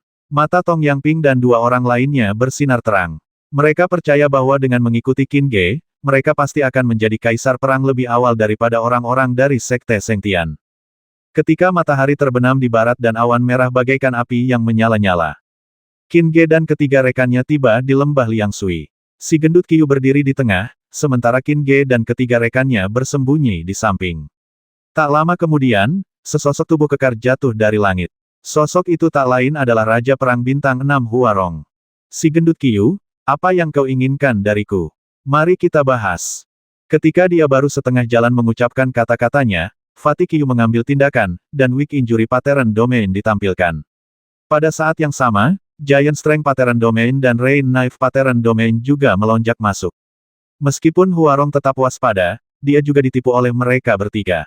Huarong melotot ke arah Tong Yangping, apa yang akan kalian bertiga lakukan? Aku akan mencarikanmu pemilik baru. Omong kosong. Kau akan tahu sebentar lagi. Mereka bertiga berhenti berbicara dan berusaha sekuat tenaga untuk menekan Huarong agar tidak menggunakan domain pola tinju macan tutul miliknya. Leopard Fist Pattern Domain memiliki dua karakteristik, satu adalah kecepatannya yang tinggi, dan yang lainnya adalah kekuatannya yang besar. Kekuatannya hampir sama dengan Rain Knife milik Tong Yangping, tetapi Huarong satu tingkat lebih tinggi, sehingga jangkauannya lebih luas dan kekuatannya lebih besar. Jika Huarong diizinkan menggunakan domain pola tinju macan tutul, ketiganya harus membayar harga yang cukup mahal untuk menaklukkan Huarong, jadi mereka bertiga mencoba yang terbaik untuk menekannya sejak awal. Faktanya, domain pola cedera lemah milik Fatih Qiu dan domain pola kekuatan raksasa milik Sun Monkey dapat dianggap sebagai domain pola jarak dekat, karena selama domain pola melindungi tubuh mereka, mereka dapat mengerahkan efek khusus, dan kekuatannya lebih kuat daripada jika mereka sepenuhnya tersebar, namun, mereka masih harus mengerahkan domain pola sepenuhnya sehingga mereka dapat menekan domain pola orang lain dengan lebih baik. Seperti di dalam kamar, Anda dapat memilih untuk berdiri di sudut, atau Anda dapat memilih untuk meletakkan tempat tidur dan menempati sebagian besar ruangan. Semakin besar area yang Anda tempati, semakin kecil ruang bagi orang lain, dan sebaliknya. Secara relatif, Leopard Fist Pattern Domain dan Rain Knife Pattern Domain adalah domain pola berskala besar, semakin besar semakin baik, terutama Leopard Fist Pattern Domain. Dengan jangkauan yang lebih besar, keunggulan kecepatan Huarong dapat digunakan. Meskipun kecepatannya tidak dapat dibandingkan dengan Teleportation Pattern Domain milik Zheng Xiang, kecepatannya sudah jauh lebih cepat daripada Fatih Qiu dan dua lainnya. Namun sekarang, Domain pola tinju macan tutul telah ditekan, dan Huarong ditutupi oleh 3 domain pola. Keunggulan kecepatannya tidak dapat digunakan sama sekali. Tidak mengherankan, Huarong jatuh ke dalam posisi yang tidak menguntungkan. Qin Ge berjalan keluar dari kegelapan. Meskipun dia tidak berpartisipasi dalam pertempuran, dia tidak berdiam diri. Dia terus menuangkan energi ke dalam pedang patah dan kapak bulan dengan tangannya, dan dia tidak berhenti berlatih 18 keterampilan tempur.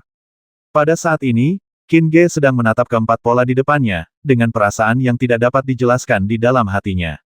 Dia mencoba yang terbaik untuk menggunakan kewaskitaan untuk melihat dan pendengaran super untuk mendengarkan lintasannya. Perasaan itu bahkan lebih kuat, seolah-olah sesuatu akan meletus. Qin Ge melepaskan titik-titik konvergensi energi, tetapi hanya sedikit yang dapat dirasakan, karena seluruh dunia menjadi kacau akibat pertempuran antara keempat orang tersebut. Melihat domain pola keempat orang tersebut bergetar maju mundur, dengan hati-hati merasakan perubahan yang berasal dari titik-titik konvergensi energi tersebut, semua pengalaman dan adegan pertempuran sebelumnya dengan Raja Perang muncul dalam benaknya seperti kilat. Domain pola dirangsang oleh pola pertempuran, tetapi juga bergantung pada energi. Jika tidak ada energi di dalam tubuh, domain pola tidak dapat dirangsang. Demikian pula, domain pola ada di antara langit dan bumi dan juga membutuhkan dukungan energi. Jika energinya kacau, penggunaan domain pola juga akan menemui kesulitan. Dalam hal ini, akan ada cara untuk menahannya. Misalnya, jika domain tanda pedang hujan milik Tong Yangping ditempatkan di tempat yang penuh api, kekuatannya akan sangat terbatas. Ini setara dengan pola domain yang ditunjukkan oleh prajurit, yang bersaing dengan energi antara langit dan bumi untuk memperebutkan wilayah. Siapapun yang merebut lebih banyak wilayah akan menjadi lebih kuat dan memiliki peluang lebih besar untuk menang. Energi, yang terpenting adalah energi. Sama seperti pertarungan dengan Zhou Chen, aku melatih 18 jurus tempur lapisan pembuluh darah, dan menggunakan jurus tempur 3 lapis secara bersamaan. Domain pola gravitasinya tidak bisa lagi menahanku. Pada akhirnya, ia tidak mampu menahan energi yang mengalir dalam tubuhku dan kekuatan yang dipancarkannya. Sama seperti tali biasa yang bisa mengikat kuda poni yang baru lahir, bagaimana ia bisa mengikat harimau yang turun gunung kecuali talinya lebih kuat. Memikirkan hal ini, mata Qin Ge berbinar, dan dia tidak bisa menahan diri untuk tidak berjalan menuju area tempat keempat orang itu bertarung. Fatih Qiu terkejut ketika melihat ini dan berteriak, "Tuan, Anda tidak perlu melakukan apapun, kami dapat menyingkirkannya dengan cepat." Huarong melirik Qin Ge dan berteriak dengan marah, "Si gendut Qiu, apa kau tidak tahu siapa dia dari keluarga Zheng, musuh sekte Sengtian, dan target kita kali ini? Itu sudah diketahui. Lalu apakah kamu tahu apa yang sedang kamu lakukan sekarang?" "Tentu saja aku tahu. Kau akan segera mengetahuinya." Fatih Qiu menyerang dengan lebih ganas, mengandalkan domain pola cedera lemah untuk maju tanpa peduli apapun, dan menggunakan keterampilan bertarung yang ganas satu demi satu. Qin Ge melihat kekhawatiran ketiga orang itu dan berkata, "Jangan khawatirkan aku, bertarunglah dengan caramu sendiri." Qin Ge melangkah ke area bekas luka lemah dan segera merasakan energinya terjepit, seolah-olah dia terjebak dalam rawa. Qin Ge menggunakan semua 18 keterampilan tempurnya, dan perasaan ini melemah, tetapi masih belum cukup untuk mendukung Qin Ge keluar. 3 level dengan 18 keterampilan tempur lengkap, level keempat memiliki 5 keterampilan tempur. Melakukan 2 set keterampilan tempur secara bersamaan di setiap level dapat menyingkirkan domain pola Raja Perang Bintang 4, tetapi menyingkirkan domain pola Raja Perang Bintang 5 masih sedikit lebih buruk. Haruskah saya mencoba 3 set keterampilan tempur di setiap level? Qin Ge melakukannya seperti yang dia pikirkan, tetapi ketika dia mempraktikkannya dia mendapati itu sangat sulit. Tidak ada kesalahan dalam puisi, postingan, konten, dan membaca buku pada 6, 9, dan bar. Pertama, keempat tingkat keterampilan tempur tidak dapat dikoordinasikan dan diintegrasikan menjadi satu. Kedua, Qin Ge menemukan bahwa bahkan jika setiap tingkat memiliki 3 set 18 keterampilan tempur yang berjalan secara paralel, peningkatan energinya tidak banyak. Tentu saja, Qin Ge belum tahu apa pengaruhnya jika ia dapat menampilkan keempat level keterampilan tempur secara terpadu. Ia hanya tahu bahwa ide sebelumnya tidak dapat dilaksanakan dalam situasi saat ini. Cara paling langsung untuk menjadi lebih kuat adalah dengan meningkatkan jumlah energi dan meningkatkan kualitas energi. Dengan cara ini, Anda secara alami dapat menekan lawan. Namun, jika Anda tidak dapat melakukan ini, Anda hanya dapat menemukan cara untuk membuat energi lebih kuat, seperti membeli cukup banyak barang dengan 1 koin emas. Qin Ge menatap dan mendengarkan dengan saksama. Huarong telah sepenuhnya dikalahkan. Mereka hanya bisa membela diri tetapi tidak memiliki kekuatan untuk melawan. Qin Ge mengalihkan pandangan dan melihat ke tempat lain. Tiba-tiba, mata Qin Ge melebar dan dia menatap tempat itu. Di tempat itu, ada domain pola cedera lemah milik Fatih Qiu, domain pola kekuatan besar milik Sun Mangqi, domain pola pisau hujan milik Tong Yangping, dan bahkan domain pola tinju macan tutul milik Huarong. Ini adalah persimpangan 4 domain pola. Ruang di area ini bergetar lebih hebat lagi, dengan suara ledakan yang terus-menerus. Qin Ge dapat mendengarnya dengan jelas. Itu jauh lebih hebat daripada ledakan di area lain yang ditutupi oleh domain pola. Tampaknya keempat domain pola itu menyerang sepanjang waktu dan akan dihancurkan kapan saja. Namun, karena keempat orang itu telah menjaga penyebaran domain pola, persimpangan domain pola ini selalu ada. Perlahan-lahan, domain tanda tinju macan tutul Huarong menghilang dari persimpangan ini. Qin Ge memperhatikan dan berpikir. Domain pola menciptakan lingkungan yang menguntungkan diri sendiri tetapi tidak menguntungkan orang lain. Domain ini memungkinkan keterampilan tempur seseorang digunakan semaksimal mungkin, sambil melemahkan kekuatan orang lain semaksimal mungkin. Inilah keuntungan dari medan. Ketika domain pola yang berbeda ditumpangkan bersama, mereka akan melancarkan serangan dan menghasilkan tolakan karena efek khusus yang berbeda. Tolakan ini akan memiliki dampak yang lebih besar pada energi langit dan bumi daripada domain pola tunggal. Penolakan. Seluruh tubuh Qin Ge terkejut, dan pikirannya tiba-tiba terbuka. Penolakan. Bagaimana mungkin aku bisa melupakan ini dengan penolakan? Energi dalam tubuh dapat dikeluarkan dengan kekuatan yang lebih besar. Tidak perlu melakukan 3 set pada setiap level, 2 set pada setiap level sudah cukup. Pada saat ini, Qin Ge menampilkan 18 keterampilan tempur, keempat levelnya, 2 set di setiap level, 1 set ke arah depan dan 1 set ke arah belakang. Meskipun agak sulit, Qin Ge masih bisa melakukannya. Begitu dia melakukan 2 set keterampilan tempur tingkat pertama, positif dan terbalik, Qin Ge merasa bahwa 2 set keterampilan tempur itu saling bertarung dan membasmi. Itu seperti 2 orang yang masing-masing memegang senjata dan membasmi musuh pada saat yang sama, menghadapi dunia luar secara keseluruhan, tetapi sekarang mereka mengarahkan senjata mereka satu sama lain dan saling membasmi. Setiap gerakan adalah gerakan membasmi, dan setiap bagian adalah bagian yang fatal. Energi yang meletus semakin membesar. Namun, Qin Ge merasa jauh lebih rileks setelah bersembunyi di lumpur. Karena 18 keterampilan bertarung lapisan kulit dan otot dilakukan secara positif dan terbalik, perasaan berlumpur berangsur-angsur menghilang, dan Qin Ge dapat keluar dari area pola kapan saja. Namun, Qin Ge berhenti saat ini. Karena Qin Ge merasakan sakit yang amat sangat sakit, seluruh tubuhnya terasa sakit. Dulu, saat ia melakukan 18 jurus bertarung secara bersamaan dan dengan frekuensi yang sama, ia akan merasakan sakit seperti daging dan darah terkoyak. Namun, seiring kekuatan Qin Ge meningkat, tubuhnya menjadi semakin kuat, dan rasa sakit semacam ini masih dalam batas toleransinya. Namun hari ini, ketika dia melakukan Zhengni, tingkat rasa sakitnya meningkat 3 kali lipat dan melampaui daya tahan Qin Ge. Tubuhnya, sebagai wadah, tidak dapat menahan energi yang begitu keras dan ganas. Kulitnya berlumuran darah, dan pembuluh darahnya merayap seperti cacing tanah. Sungguh mengejutkan pada pandangan pertama. Ketika Fatih Qiu dan yang lainnya melihat ini, mereka tidak bisa menahan diri untuk tidak panik. Mereka semua tahu betul bahwa jika sesuatu terjadi pada Qin Ge, mereka tidak akan bisa melarikan diri. Mereka panik dan serangan mereka melemah. Huarong mendapat kesempatan untuk mengatur napas dan mencibir, Fatih Qiu, apakah tuan yang kalian bertiga cari adalah pecundang meskipun dia jauh lebih kuat daripada panglima perang pada umumnya? Apakah dia tidak memiliki kesadaran diri? Apakah dia tidak tahu bahwa dengan kekuatannya, dia akan mati di wilayah tato ini? Diam! Fatih Qiu berteriak dan meningkatkan intensitas serangannya, tetapi keterampilan bertarung yang digunakannya telah menyebabkan kekacauan. Huayang melihatnya dan merasa senang di dalam hatinya. Dia merasa bahwa jika dia terus seperti ini, dia mungkin memiliki kesempatan untuk melarikan diri.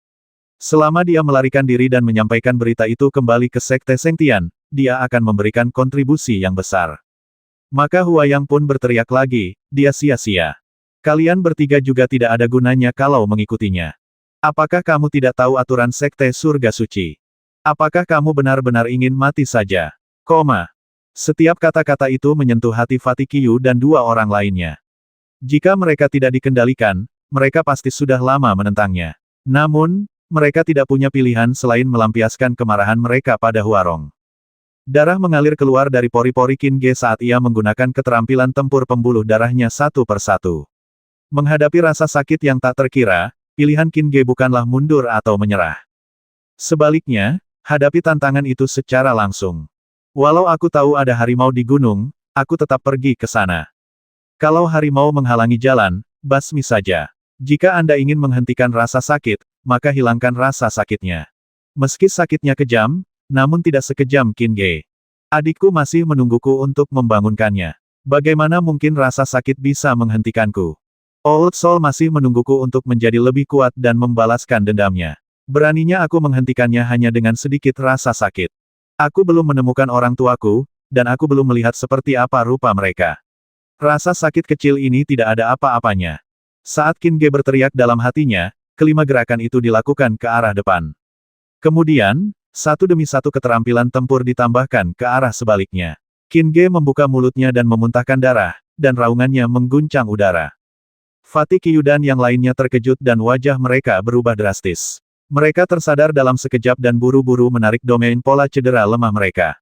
Huarong menunjukkan senyum kemenangan di wajahnya dan menatap Fatih Qiu. Dia tidak tahu mengapa Fatih Qiu dan dua lainnya mengakui Qin Ge sebagai pemimpin mereka, tetapi dia yakin bahwa Fatih Qiu tidak akan melihat Qin Ge mati di sini, dan kesempatannya ada di tangan Fatih Qiu. Selama Fatih Qiu menyingkirkan Weak Injury Mark Domain, dia akan menyerang dengan seluruh kekuatannya dan melepaskan diri.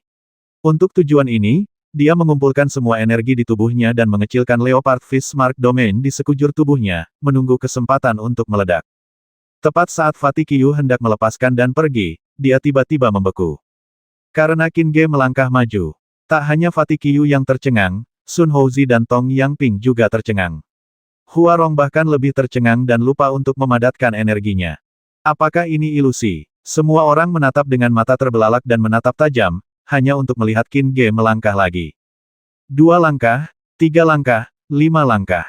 Maju selangkah demi selangkah. Sungguh, apapun yang Anda lihat itu nyata, bukan ilusi. Tapi mengapa demikian? Fatih Qiu tidak bisa mengerti. Tuan hanyalah seorang panglima perang. Bahkan jika dia bisa membasmi kandidat perang bintang 9, bagaimana dia bisa berjalan di domain pola yang diaktifkan oleh Raja Perang bintang 5? Ini adalah dua level yang sepenuhnya berbeda. Alasan terpenting mengapa Raja Perang adalah karena ia memiliki pola perang, dan ia dapat menyimpan banyak energi dan tingkat energinya tinggi. Namun, jika ia kehilangan keunggulan domain pola, kekuatan Raja Perang akan sangat berkurang. Tidak ada kesalahan dalam puisi, postingan, konten, dan membaca buku pada 6, 9, dan bar. Bagaimana Anda melakukannya, Tuan? Ketiganya memiliki pertanyaan yang sama di benak mereka, dan pada saat ini, Qin Ge telah keluar dari wilayah tanda cedera lemah dan memasuki wilayah tanda kekuatan raksasa. Demikian pula, wilayah tanda kekuatan raksasa tidak dapat menghentikannya. Dia melangkah ke Rain Knife Pattern Domain lagi dan masih tidak bisa dijebak. Namun, kekuatan serangan Rain Knife Pattern Domain melukai Qin Ge, dan lukanya tidak ringan. Tong Yangping menatap kosong ke arah Qin Ge yang berada di domain polanya sendiri, matanya kosong. Fatih Qiu berteriak, Tong Yangping, apa yang kamu lakukan keluar dari sini? Setelah 2 kali teriakan berturut-turut, Tong Yangping hendak menarik kembali domain pola pedang hujan. Pada saat ini, Qin Ge berteriak, jangan mundur. Kepung orang ini, dan jangan biarkan dia lolos. Tidak ada yang berani membantah perintah Qin Ge, bahkan Fatih Qiu, yang khawatir tentang keselamatan Qin Ge. Setelah menerima perintah, Fatih Qiu dan kedua rekannya memblokir Huarong dengan erat dan menyerang dengan lebih ganas, karena tindakan Qin Ge sangat mendorong mereka. Karena hidup dan mati terkait erat dengan Qin Ge, mereka tentu berharap Qin Ge akan menjadi sekuat mungkin. Meskipun Qin Ge berada di Rain Knife Pattern Domain, dia tidak terluka parah.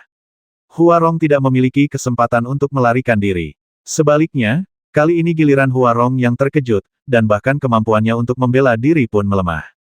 Luka Qin Ge semakin parah, tetapi dia tidak terburu-buru untuk meninggalkan Rain Knife Marking Domain. Dia melanjutkan apa yang telah dia pikirkan sebelumnya, Marking Domain adalah cara untuk merebut wilayah dalam energi langit dan bumi, dan cara yang paling kuat untuk merebut wilayah dengan energi langit dan bumi adalah 18 gaya bertarung. Lautan api yang aku bentuk dengan api yang, meskipun itu bukan domain tanda yang dirangsang oleh pola pertempuran, dapat menciptakan medan api. Jika aku dapat membuat lautan api ini cukup kuat, begitu kuat sehingga orang lain tidak dapat menghancurkannya dengan domain tanda, dan tidak dapat merebut wilayah di lautan api, maka aku dapat semakin melemahkan kekuatan Raja Perang. Jika aku dapat melakukan itu, bahkan jika itu adalah Raja Perang tingkat tinggi, aku masih dapat mengalahkannya dengan segala caraku. Tapi bagaimana kita bisa melakukannya saat Qin Ge berpikir, dia melepaskan api yang. Ketika keterampilan bertarung dilakukan dalam arah positif dan negatif, api yang menjadi sangat ganas saat membakar antara langit dan bumi, begitu ganasnya hingga dapat membakar banyak pedang hujan. Api yang paling yang terus-menerus mengisi domain pola pisau hujan. Tong Yangping merasakan tekanan, dan keterkejutan di hatinya bergulung-gulung seperti ombak. Meskipun api yang paling yang ini tidak dapat menghancurkan domain pola pisau hujan miliknya, dia merasa terancam. Qin Ge memasuki kondisi tanpa pamrih sama sekali. Di matanya, tidak ada domain pola pisau hujan, tidak ada Tong Yangping, Fatih Qiu dan yang lainnya, dan dia juga lupa datang ke sini untuk menembak dan mengendalikan Huarong. Hanya ada api di matanya. Hanya ada api di hatinya. Yang ada di pikirannya hanyalah api. Apa yang dipikirkannya adalah api. Meskipun ada pembatasan domain pola pisau hujan di luar, titik pencocokan energi yang dirasakan oleh Qin Ge dalam jangkauan api yang di sekitarnya meningkat secara signifikan. Dia kemudian merasakan bahwa ada banyak celah di api yang. Lubang-lubang ini seperti saringan beras. Saat Anda memasukkan beras ke dalamnya, beras tidak dapat melewatinya, tetapi lumpur dan batu-batu kecil dapat melewatinya. Itu setara dengan pijakan agar energi lainnya bisa eksis. Qin Ge berusaha sekuat tenaga untuk merasakan titik-titik pencocokan energi di domain pola pisau hujan, tetapi dia masih tidak merasakan banyak hal. Namun, apa yang dapat dia rasakan sudah cukup untuk membuktikan dugaan Qin Ge bahwa ada celah di domain pola pisau hujan. Celah-celah inilah yang menjadi alasan mengapa dia tidak dapat terperangkap dan tidak dapat memadamkan api yangnya. Tampaknya untuk mencegah energi lain mendapatkan pijakan, kita harus menghilangkan celah-celah tersebut.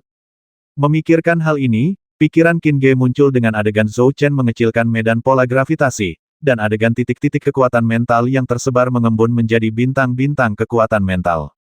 Saya telah memperoleh banyak hal. Memadat, memampatkan, membuat kepadatan api matahari semakin besar dan memeras lubang-lubangnya.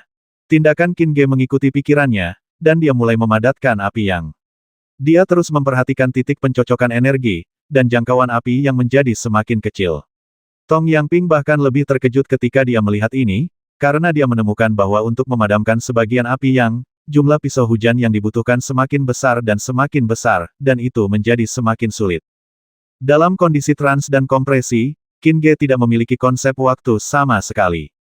Tiba-tiba, Qin Ge berhenti menekan api yang, dan darah menyembur keluar dari mulutnya lagi.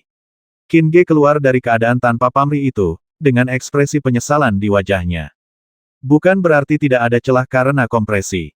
Celah-celah tersebut telah menjadi jauh lebih kecil, tetapi masih ada. Masalahnya adalah Qin Ge tidak memiliki kekuatan yang cukup untuk mengompres.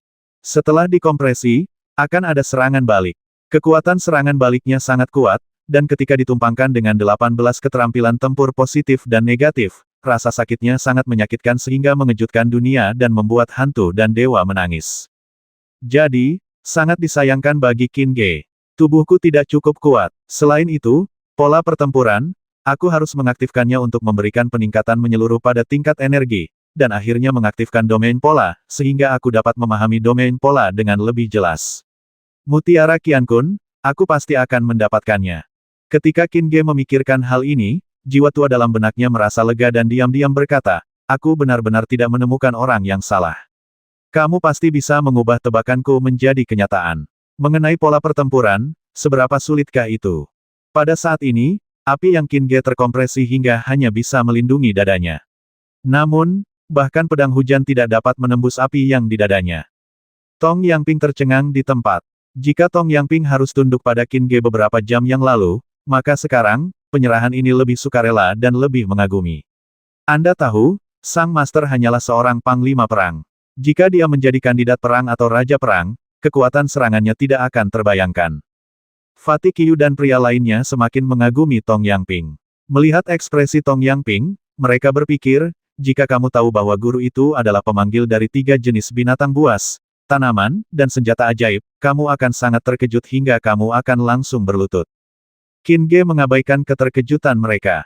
Dia menatap persimpangan 3 domain pola. Tampaknya ada lebih dari sekadar penolakan di sana. Namun, dia memikirkannya untuk waktu yang lama dan tidak dapat menemukan apapun. Sejauh ini, Qin Ge tahu bahwa pemahamannya hanya bisa sejauh itu. Tidak akan banyak gunanya untuk terus memahami, jadi dia berkata, sudah waktunya untuk mengakhirinya.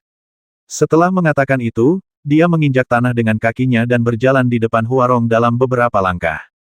Huarong terkejut, lalu kegirangan. Dia terkejut karena Qin Ge menghampirinya dengan begitu mudahnya, dan dia gembira karena Qin Ge menghampirinya tanpa mempedulikan nyawanya sendiri.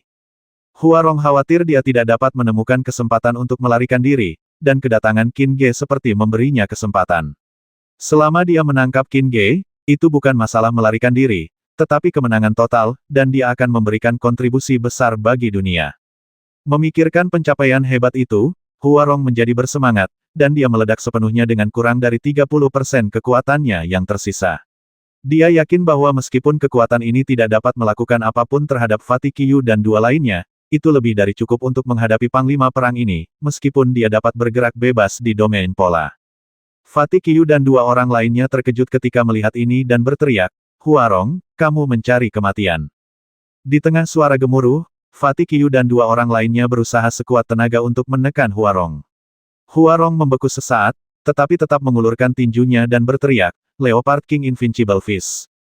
Apa-apaan ini? Qin Ge mengumpat dengan keras, umpatan Huarong sebelumnya masih terngiang jelas di telinganya.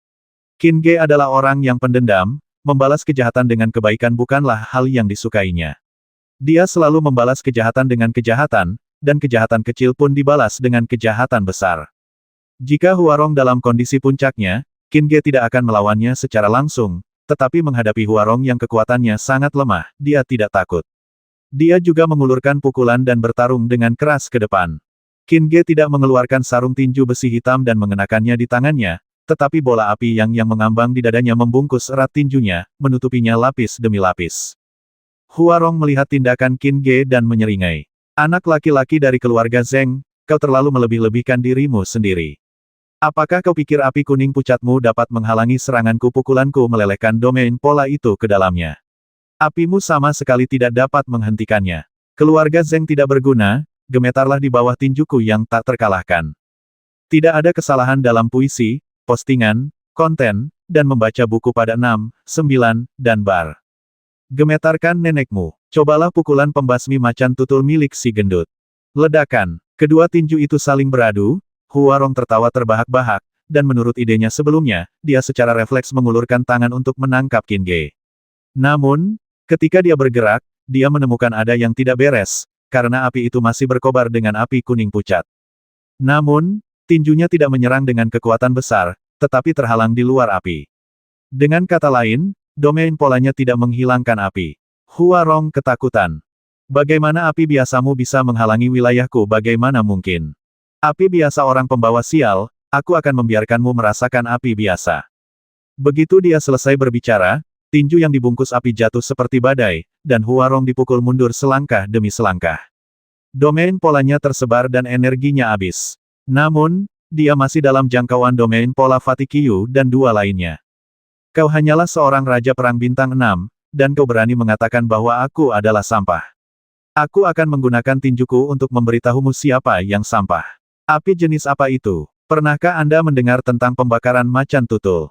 Qin Ge bertanya sambil tersenyum, dan api di tinjunya, yang telah dipadatkannya dengan sekuat tenaga, tiba-tiba meledak di tubuh Huarong. Huarong terkejut dan muntah darah ketika api mengelilinginya. 650.